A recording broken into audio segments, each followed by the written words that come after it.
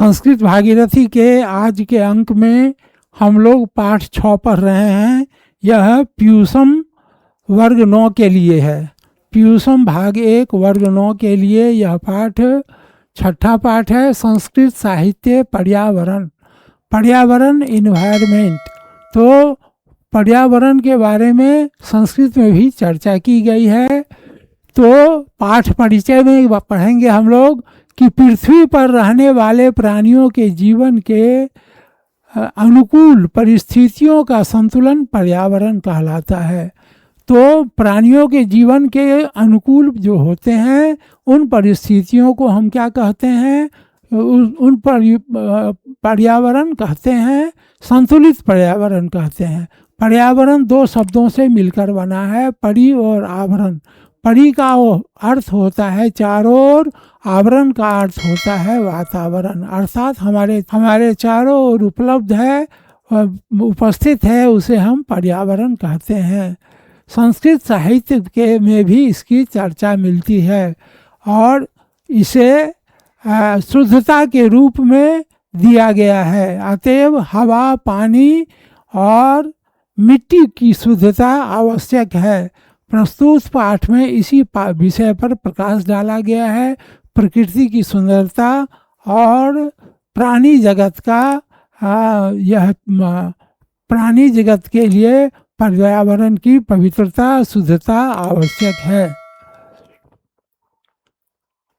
भूमि, जल, नभो, वायु, अंतरिक्ष, पशु, तृणम साम्यम स्वस्थ एतेषां पर्यावरण संज्ञकम।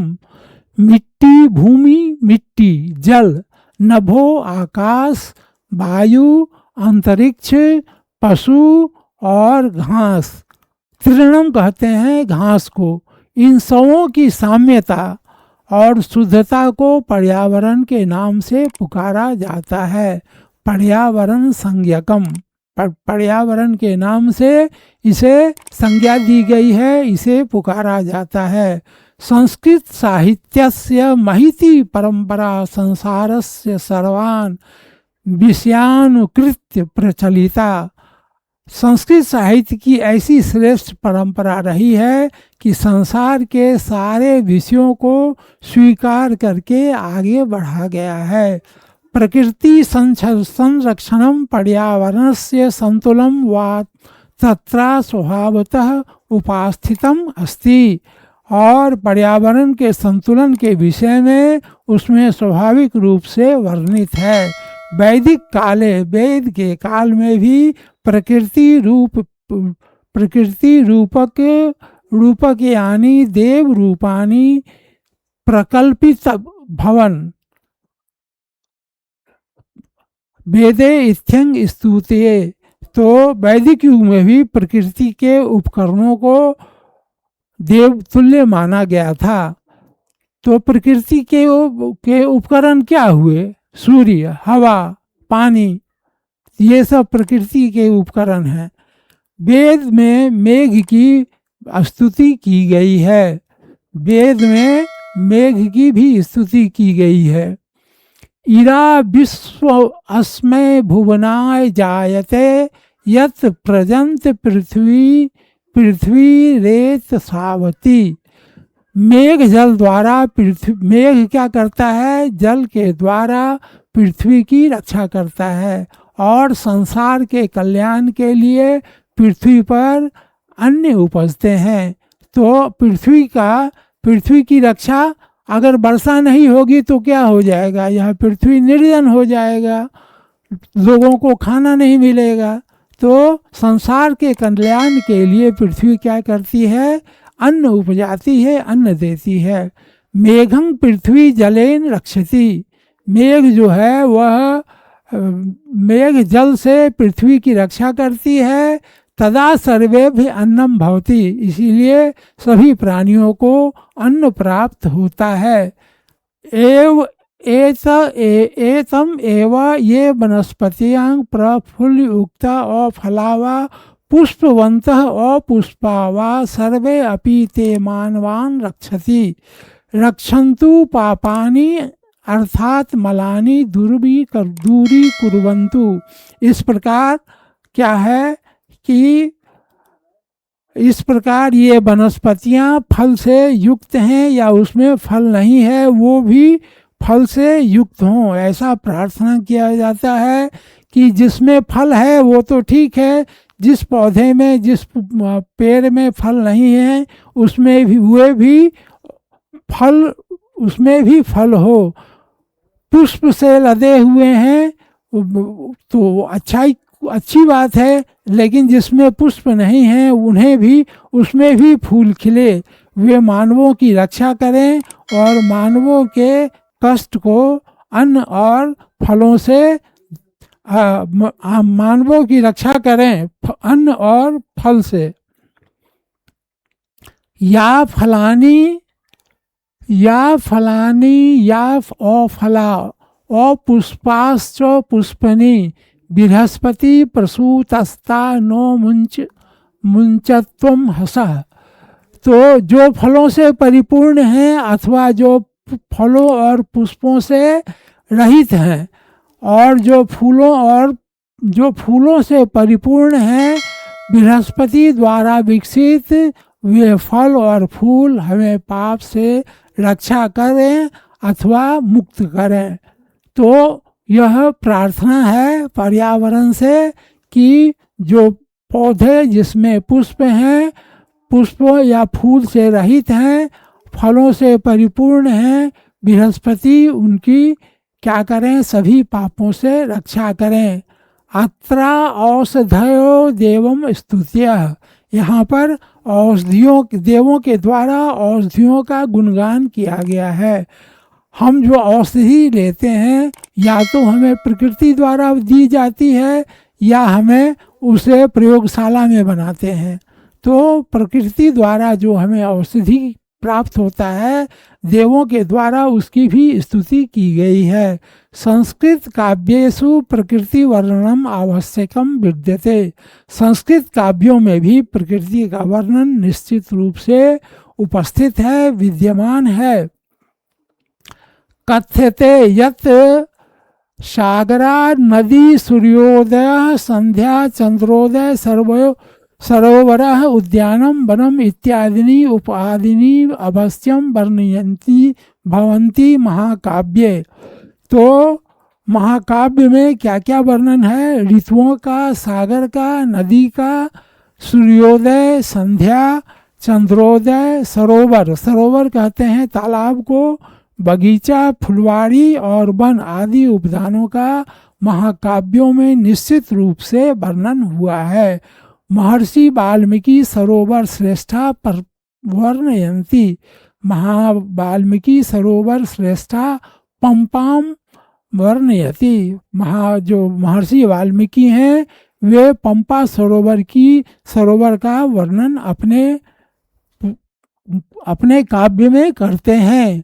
नाना द्रुम लता किरणा शीत वारिणी निधि शुभाम। पद्म कहते हैं कमल को। पद्म सौगाधिक ताम्रा शुक्लाम कुमुद मंडले। महर्षि वाल्मीकि पंपा सरोवर की सुंदरता और उसकी विशेषता का वर्णन करते हुए कहते हैं कि पंपा सरोवर पौधे और लताओं से परिपूर्ण है, भरा पड़ा है। उसका जल कैसा है? शीतल और स्वच्छ है। उसमें खिले हुए कमल के फूल सुगंध वातावरण को सुगंधित कर रहे हैं। और कुमुद मंडले, और कुमुदनी के जो फूल हैं उजले रंग के, शुक्लाम माने होता है सफ़ेद रंग का जो फूल कुमुदनी का खिला हुआ है, उससे वह अति रमणीय प्रतीत हो रहा है। संस्कृत काव्यों में स्वस्थ पर्यावरण कल्पना स्वाभाविक रूपेण प्रवहन्ति नदीनां वर्णाम बाहुल्येन लभते। जल प्लावेन वर्णम तो विरल एवं। संस्कृत काव्यों में स्वस्थ पर्यावरण की कल्पना स्वाभाविक रूप से की गई है। नदियों का वर्णन बहुलता से प्राप्त होता है, लेकिन बाढ़ का वर्णन बहुत कम ही प्राप्त होता है। बाण भट्ट सूर्य तापित ज्येष्ठ मासस्य मध्यान्वान वट्टे वर्णितः। बाण भट्ट महोदय ने वर्णन किया है जेठ मास के सूर्य से तपे हुए दोपहर का, ज्येष्ठ मास के दोपहर का वर्णन बाण भट्ट महोदय ने किया है। सोचो स्वाभाविक, वह वास्तव में क्या है, स्वाभाविक है। वस्तुतः स्वाभाविक रूपेण परिवर्तन नामान ऋतूनाम वर्णनम पर्यावरण प्रति कविनाम आस्था दृश्यते। वास्तव में ऋतुओं के वर्णन से पर्यावरण के प्रति कवियों की आस्था का पता चलता है, कवियों की आस्था वहाँ दिखाई देती है। ग्रीष्म तापेन संतप्तः रक्षां वृक्षा कुर्वन्ति। ग्रीष्म के ताप से संतप्त लोगों की रक्षा कौन करता है? वृक्ष करता है। हम जब कहीं जाते हैं तो जब धूप से परेशान हो जाते हैं तो वृक्ष के नीचे कुछ आराम करना चाहते हैं, ठंडा, वहाँ चूँकि ठंडक महसूस होती है। इति प्रकृति वरदानम, यह क्या है? प्रकृति का वरदान स्वरूप है। अतएव मार्गेषु वृक्षारोपण पुण्यम इति प्रतिपादितम। इसीलिए मार्गों में क्या किया जाता है? वृक्षारोपण किया जाता है। फलवंतो वृक्षासु परोपकारिणः इति कथयति नीतिकारः। नीतिकारों का कहना है, नीति जानने वाले लोगों का कहना है कि फल वाले पेड़ बहुत ही उपकारी होते हैं, उसे सड़क किनारे अवश्य लगाना चाहिए। और उसमें कहा गया है, स्वं न खादन्ति फलानि वृक्षा स्वयं न वारिणी पीवन्ति नद्यः।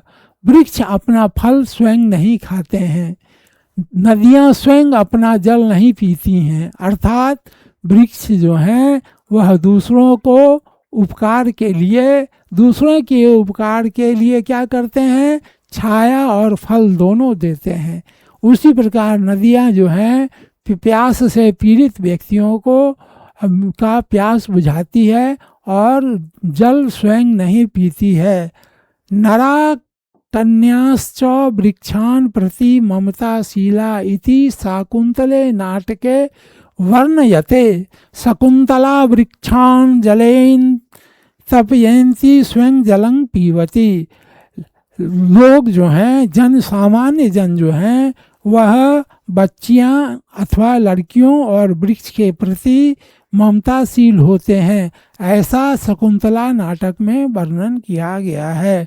शकुंतला स्वयं वृक्षों को क्या करती थी? वृक्षों की सिंचाई करती थी और उसके बाद स्वयं जलं पीवती, उसके बाद स्वयं जल पीती थी।